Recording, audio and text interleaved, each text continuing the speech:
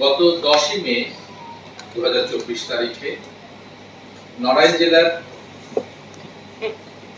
Mallikpur union Lohagara থানার মল্লিকপুর ইউনিয়নের একজন সাবেক ইউপি চেয়ারম্যান মোস্তফা কামালের উপরে দুর্বৃত্তরা অতর্কিত হামলা করে এবং তাকে এলোপাতাড়ি গুলি করে রেখে যায়, ঘটনাস্থল ত্যাগ করে। এরপরে স্থানীয়রা মুমূর্ষু অবস্থায় এই ভিকটিমকে চিকিৎসার জন্য স্থানীয় থানার স্বাস্থ্য কমপ্লেক্সে নিয়ে যায় এবং পরবর্তীতে তাকে উন্নত চিকিৎসার জন্য ঢাকা মেডিকেল কলেজে প্রেরণের সময় তিনি মৃত্যুবরণ করেন। একজন স্থানীয় নেতা এবং ইউপি চেয়ারম্যানের এই হত্যাকাণ্ডের ঘটনাটি এলাকায় ব্যাপক চাঞ্চল্য সৃষ্টি করে এবং প্রিন্ট এবং ইলেকট্রনিক মিডিয়া এবং সামাজিক যোগাযোগ মাধ্যমে ব্যাপকভাবে আলোচিত হয়।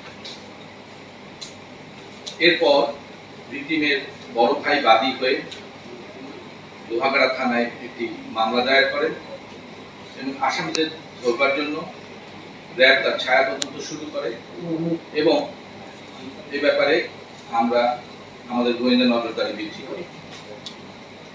এরই ধারাবাহিকতায় গতকাল রাতে RAB 6 Khulna, RAB 7 Chittagong, RAB 10 Lalbagh Dhaka এবং র্যাব সদর দপ্তরের ইন্টেলিজেন্স উইং এর একটি সমন্বিত চেষ্টার ফসল হিসেবে আমরা এই ঘটনার সাথে সম্পৃক্ত শুটার এবং অপর 3 জন সহকারী মোট 4 জনকে আমরা চট্টগ্রামের বায়েজিদ এলাকা এবং নড়াইল থেকে গ্রেফতার করতে সমর্থ হই।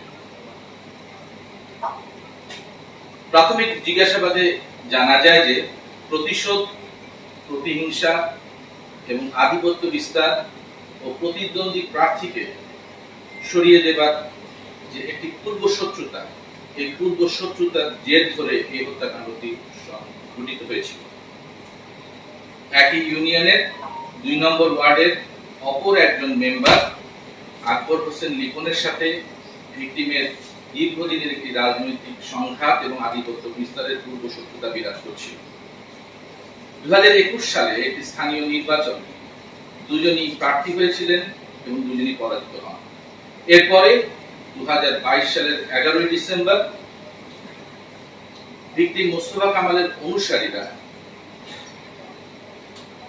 আকবর হোসেন লিপনের অনুসারীদের সাথে এক সংঘর্ষে লিপ্ত হয়।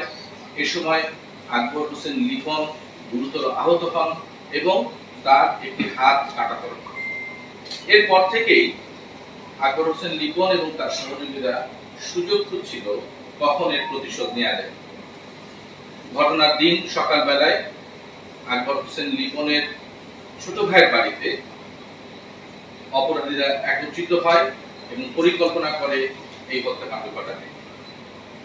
এরপর সন্ধ্যার দিকে একজন ভ্যান চালক ইদ্রিস আলী তার দেওয়া তথ্য মতে সকলে এই ভিকটিমের উপরে চড়াও হয় এবং শুটার সাজেদ মল্লিক তার হাতে থাকা একটি বিদেশি পিস্তল দিয়ে 3 রাউন্ড গুলি করে এবং ভিকটিমকে মাটিতে ফেলে দিয়ে তারা মুমূর্ষু অবস্থায় সেখানে রেখে পলায়ন করে। আমাদের অব্যাহত যে গোয়েন্দা নজরদারি এবং আমাদের আভিযানিক তৎপরতার কারণে এই হত্যাকাণ্ডের সাথে সরাসরি জড়িত 4 জনকে আমরা গ্রেফতার করে আপনাদের সামনে উপস্থাপন করেছি এবং তাদের বিরুদ্ধে আইনানুগ কার্যক্রম চলমান আছে এবং অন্যান্য আসামিদের গ্রেফতারও আমরা সচেষ্ট এবং আমাদের অভিযান চালনা করব। সকলকে ধন্যবাদ।